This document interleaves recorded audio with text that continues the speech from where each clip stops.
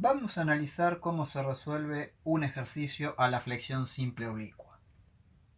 Aquí a la izquierda tenemos una barra, en este caso es un perfil laminado del tipo doble T, que está empotrado en un extremo, libre en el otro, y hay dos fuerzas de igual magnitud P ubicadas diagonalmente opuestas en el extremo de cada una de las alas. En el centro de la barra tenemos el baricentro de la misma. Las dimensiones del perfil son la altura h y la base b. Si queremos analizar este caso a la flexión simple oblicua, lo primero que tenemos que realizar es la traslación de las dos fuerzas P al baricentro G de la sección. Para ello las vamos a ir moviendo por etapas. Entonces tenemos que esta carga P la desplazamos hasta aquí y luego en una segunda etapa hasta aquí. En la primera traslación tendríamos P por B sobre 2, que es el brazo de palanca, y me estaría generando un momento en un plano horizontal en este sentido. Sale de la derecha y entra en la izquierda. Ese será un momento MI. En una segunda etapa trasladamos la carga P, que está ubicada aquí, hasta el baricentro. En esa traslación tendríamos que trabajamos con la mitad de la altura h. Entonces generaremos un momento que es P por h sobre 2. Ese momento sale de la parte superior y trata de entrar en la parte inferior del perfil. Por lo tanto, giraría en torno al eje X y será un mx. Cada una de esas dos traslaciones las podríamos ver aquí y aquí. Cuando hacemos lo propio con la carga inferior, nos va a ocurrir otro tanto. Al trasladar esta carga P a este punto, tendríamos un momento generado de P por B sobre 2, que gira en el mismo sentido que el anterior, por eso aquí lo sumamos. Y luego, si trasladamos desde aquí hasta el baricentro, tendremos otro momento que gira en torno al eje X y que también lo podemos sumar como se ve en esta expresión aquí debajo. Por supuesto, en el baricentro quedan concentradas las dos cargas P, pero si son de igual magnitud y sentido contrario, el esfuerzo axial N queda anulado como se aprecia ahí. Fíjense que entonces esta estructura, que sería el dato del problema, se puede transformar en esta estructura donde solamente están presentes dos momentos. Un momento en un plano vertical, que trata de girar la sección en torno al eje X, o sea que es mx, y un momento en un plano horizontal que trata de girar a la pieza respecto al eje Y, por eso se denomina mi. A partir de aquí ya sabemos que podemos dimensionar a la flexión simple oblicua porque el único tipo de solicitación presente es momento flector. No hay torsión, no hay axial y no hay corte en ninguna de las dos direcciones. ¿Cuál será nuestro siguiente paso? El cálculo de las reacciones de vínculo y desarrollar los diagramas de características de esta estructura que está del lado derecho.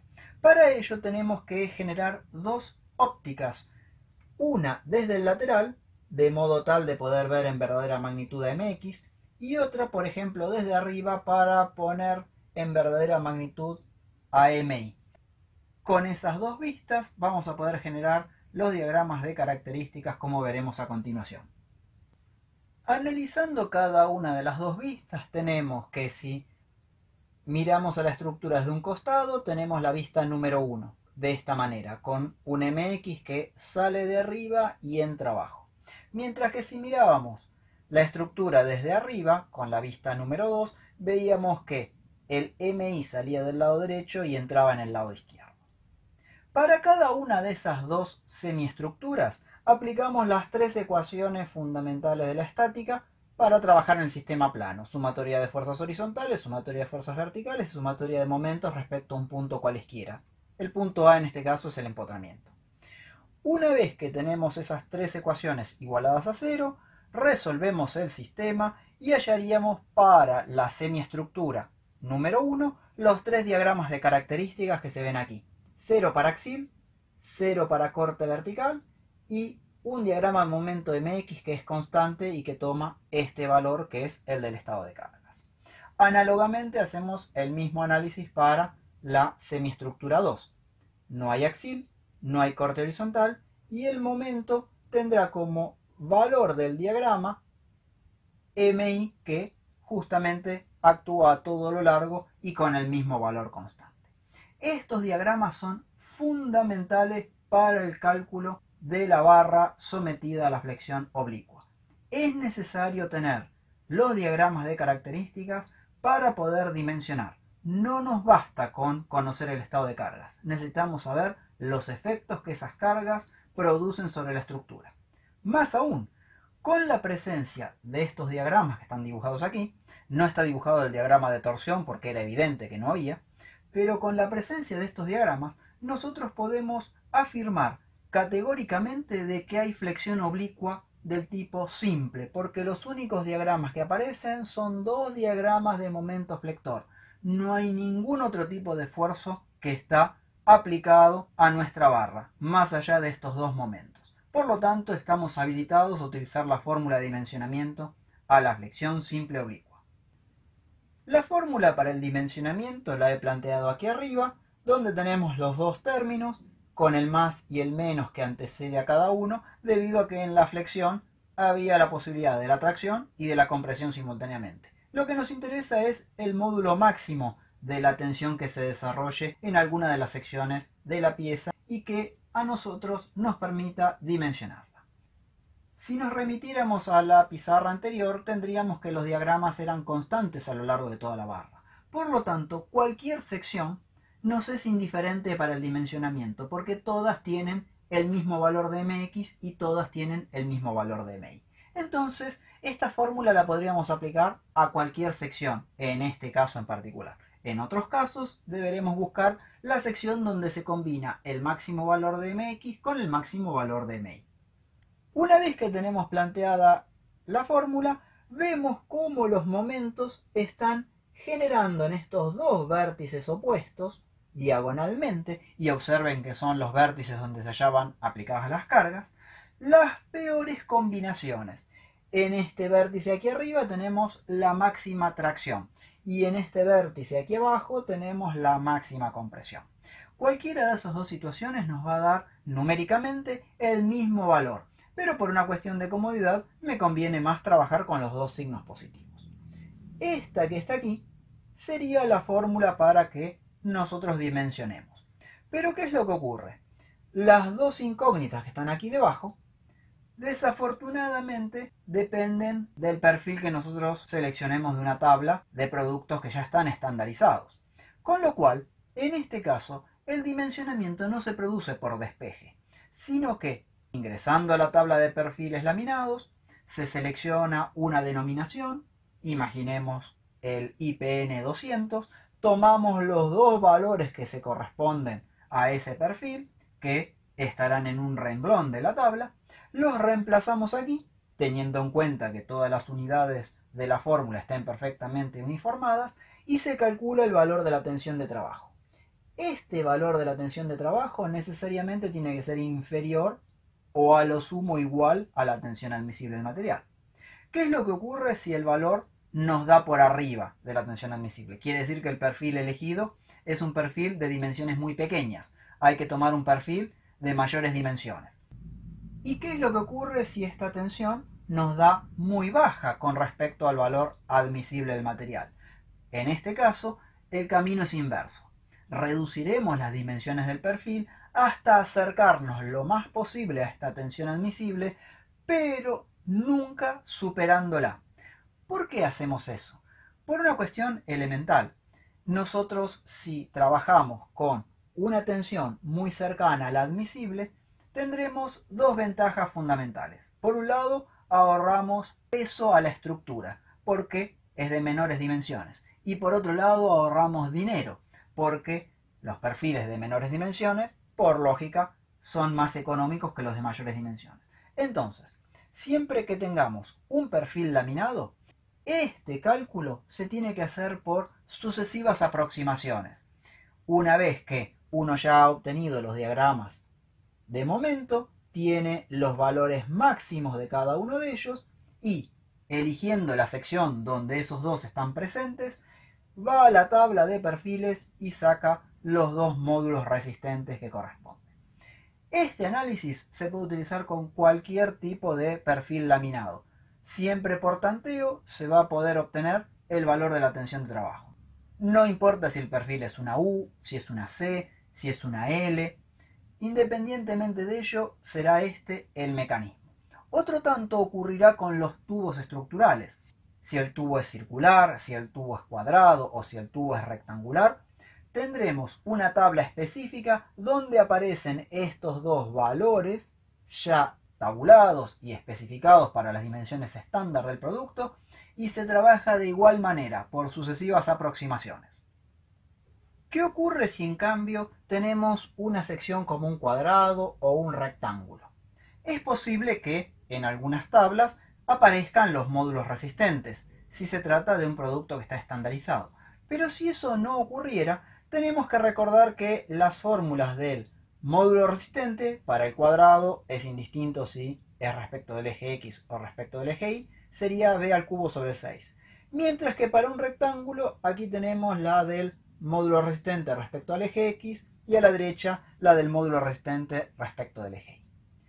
Si tenemos alguna de estas dos situaciones, en la segunda necesitaríamos conocer, por ejemplo, la relación entre B y H. Si la conocemos, por ejemplo, la altura es el doble de la base, o por ejemplo, la altura es 3 veces la base, tendríamos una ventaja con respecto al cálculo con perfiles laminados. Observen que si yo reemplazo esta fórmula aquí y aquí, podría tranquilamente despejar la base, porque saldría factor común en el denominador y luego puede pasar multiplicando hacia el otro lado. Con lo cual el cálculo se convierte en un cálculo directo. En el caso de una barra del tipo rectangular, si conocemos la relación entre B y H, en definitiva, esto o esto me quedará todo en función de B o todo en función de H. Y en los dos casos estará al cubo, con lo cual también se podrá sacar factor común de los denominadores y luego despejar en forma directa. Esa sería la ventaja de trabajar con una sección maciza, ya que conociendo en el caso de la rectangular la relación entre B y H, en la del cuadrado no es necesario, se puede directamente despejar sin ningún problema y directamente, una vez obtenida la base o eventualmente la altura, tener una idea de cuáles deben ser las dimensiones, que por supuesto tendrán que ser mayores o iguales a las calculadas para que la pieza pueda verificar tranquilamente el valor de la tensión admisible. Un análisis similar se puede realizar también con la sección circular llena. Observen que en este caso la fórmula del Wx y del Wi es la misma por lógica y también podríamos sin ningún inconveniente despejar el radio y luego, yendo a una tabla de barras de sección circular, determinar cuál sería el radio comercial más adecuado para que la tensión de trabajo esté por debajo de la tensión admisible. Con respecto a las barras de sección circular, hay que tener en cuenta una particularidad muy importante, que nos puede facilitar enormemente el cálculo en los casos de la flexión oblicua. Observemos esta situación planteada. Una barra circular empotrada en un extremo, libre en el otro extremo, con un momento aplicado en un plano que no contiene a ninguno de los ejes principales de inercia. Por lo tanto, tendríamos una situación de flexión oblicua. Estaríamos tentados a descomponer el momento en un momento vertical, que sería el valor de m por el coseno del ángulo comprendido aquí, para sacar al mx, que estará tratando de rotar respecto del eje x, mientras que para la otra proyección, que estaría en un plano horizontal, multiplicaríamos a m por el seno del ángulo comprendido, que sería alfa. De esa manera obtendríamos el MI en un plano horizontal. Con esos dos momentos trataríamos de hacer el mismo análisis que llevamos adelante en el caso de la barra del tipo perfil, generar los diagramas de características y proceder luego al dimensionamiento. Pero si nosotros tenemos la precaución de rotar previamente a la barra circular un ángulo alfa en el sentido contrario a las agujas del reloj, estaríamos frente a la siguiente situación. Al haber rotado la barra ese ángulo alfa en el sentido antihorario, no hemos cambiado en nada ni el estado de cargas ni la forma que tiene la estructura. Pero ahora, si nos fijamos, el momento ha quedado en un plano vertical que sí coincide con uno de los ejes principales de inercia, en este caso el eje Y. Por lo tanto, este momento está tratando de hacer rotar a la sección respecto al eje X. Así que M se ha transformado en MX. Y eso es ni más ni menos que un caso de flexión simple plana. Con lo cual, para el dimensionamiento podemos utilizar esta fórmula que es mucho más rápida y mucho más cómoda. Por lo tanto, si la barra es de sección circular, puede ser maciza o puede ser hueca, y tiene aplicado un momento en un plano que está inclinado o que no coincide con uno de los ejes principales de inercia, lo que podemos hacer es rotar la estructura hasta que ese plano nos quede vertical, o eventualmente rotaremos nuestro sistema de ejes coordenados y ortogonales, porque en definitiva somos nosotros quienes decidimos dónde está nuestro sistema de ejes coordenados y cómo lo dibujamos, sabiendo siempre que los tres ejes están a 90 grados. Entonces, de esa manera simplificamos notablemente el cálculo.